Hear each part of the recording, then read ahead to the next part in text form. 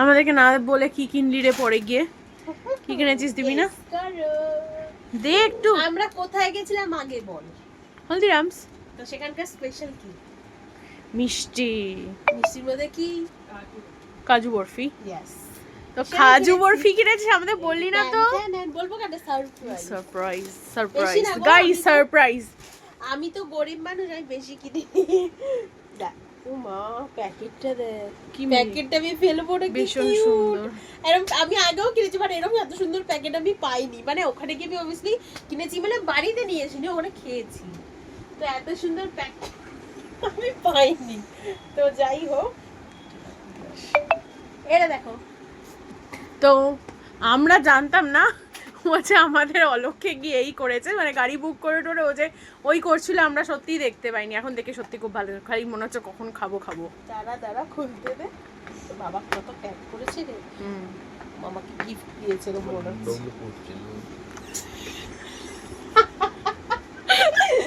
Guys বাবা কি করছে দেখে না, বাবা পাগল হয়ে গেছে, মানে বলছে কত করে দিবি আর খাবো, এরকম একটা ব্যাপার। মিষ্টি টিষ্টি খায় না, তো ওর জন্য আমি স্পেশালি আরো কিনলাম। তো বাবাই তো খুলতে, এই মা আমার এটা নষ্ট হয়ে যাচ্ছে। আরে বাক্স নষ্ট হয়ে যাচ্ছে, তোকে আমি এমনি এটা বাক্স এনে দেবো নে, তুই আপাতত মিষ্টিটা দে। এই হচ্ছে আমাদের কাজু বরফি। এগুলো কত করে নিয়েছে এক একটা? 18 টাকা করে এক একটা পিস নিয়েছে 18 টাকা করে, বুঝতে পারলে? 5টা নিয়েছি আমি। ফার্স্টে পাপাকে দেবো, পাপা ওয়েট করে বসে আছে কখন। পাপা জানতো, ঠিক আছে, এটা দুজন জানতো না, মা দিদি জানতো না, পাপা কিছুটা গেস করেছিল। যাই হোক, বাবার রিয়াকশন এবার দেখাবো কিরকম লাগে। খাও, খেয়ে বলো কেমন, রিভিউ দাও। রিভিউ পেয়ে গেছো গাইস, ঠিক আছে?